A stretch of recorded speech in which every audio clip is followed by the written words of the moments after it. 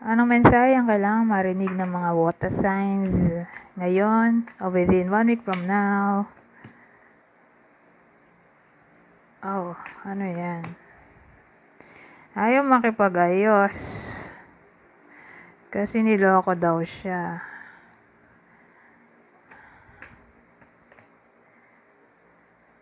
More like ex to. So, sabihin natin yung iba sa inyo, magbabalik yung ex nila. Pero ayaw na ng iba sa inyo dahil nga niloko sila. In general, okay? Dahil may injustice tayo, dishonesty dito. Unfairness, So again, expect natin na yung iba sa inyo may magbabalik sa nakaraan. Makikipag-ayos pero ayaw ng iba sa inyo. Dahil nga, niloko sila. So, sino kaya ito? Cancer, Aquarius,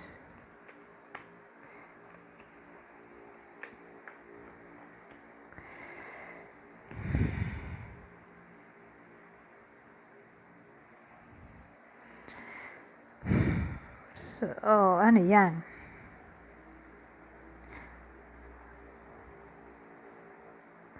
Dikit siguro to dun sa unang spread, lalaki yung magbabalik. Siya yung nanloko.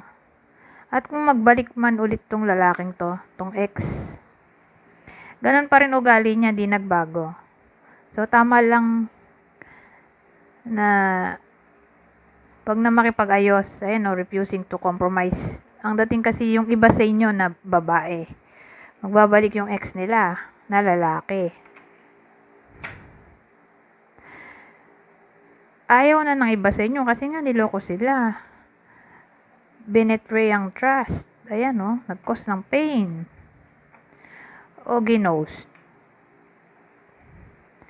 Ngayon, tama lang na hindi na pabalikin sa buhay nila yan dahil toxic pa rin. Hindi siya nagbago. Toxic person pa rin siya. Sabi nga dito, rude, boorish, forceful, bully, dictator, tyrant, impulsive, abusive, nasty. So, yan pa rin ugali niya. Di naman nagbago. Yan, Cancer, Aquarius, yung ex dito, ha? Na magbabalik. Para sa iba sa inyo, ano to?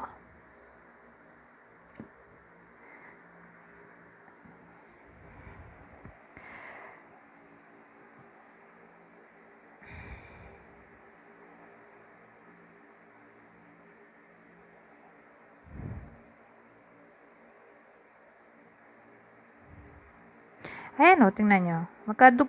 Magkarugtong pa rin eh. Nagdududa kasi yung iba sa inyo, kaya ayaw makipag-ayos. Kung magwo-workout ba yung connection o kung nagbago na ba yung person nila, mukhang hindi pa rin. So, eto, pinipilit nilang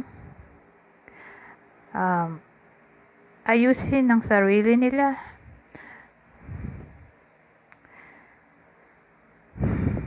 At matuto mula sa kanilang past hardships. So, sabi na nga ba, ex to. Sabi nga, past So, more like ex. Magpalit na tayo na ibang deck.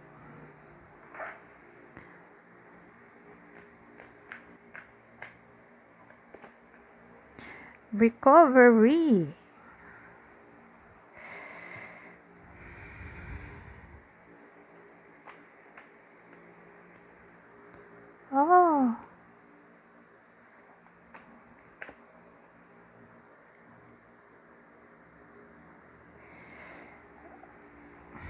Connected pa rin to dun sa unang spread natin. Wala naman nabago, yun pa rin. Diba ito, pinupull nyo yung sarili nyo together. At tinatry nyo matuto mula sa past hardships. So, ayan. Tinatry nyo mag-heal at maging positibo, pero buo ng desisyon nyo. Ayaw nang makipag-ayos talaga ng iba sa inyo. Doon sa ex. Kasi abandonment na to. Walking away, letting go. Escapism.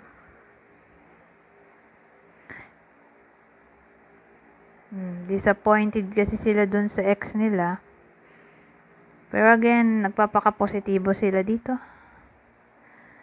Na magiging masaya sila sa napili nilang desisyon na iwan na tong person nila na ex. Kasi nga, nagdududa sila sa connection nila doon sa ex. Parang feeling nila wala nang pagbabago. Which is, totoo. Toxic pa rin yung person nila.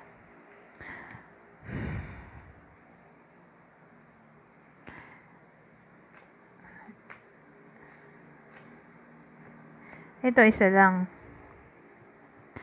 Extra. Nako. May ano tayo dito, Jack of Diamonds. Kasi, ano yan someone na unreliable. Someone na masakit magsalita. Someone na dishonest. Dikit pa rin to dito, Hindi na bago, Kahit anong gawin ko, yun pa rin. Ibang deck na naman. So, ito yung poso nila, dishonest nga.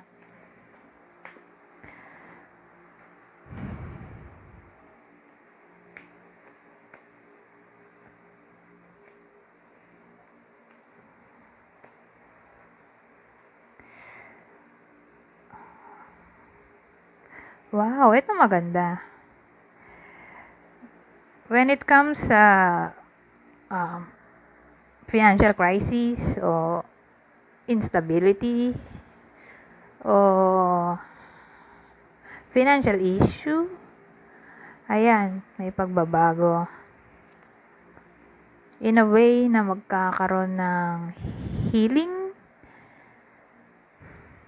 Pero more like, tatama lang to sa nangyayari na para bang gipit sila o baon sa utang. So, within 1 week from now, for some reason, magkakapera sila. Mag-gain sila ng money.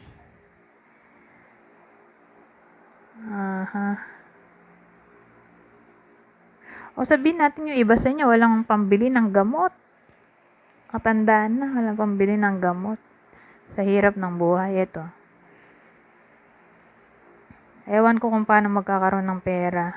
Either dahil pinaghirapan, pinagtrabahuhan, o may magbibigay ng pera, pambili ng gamot.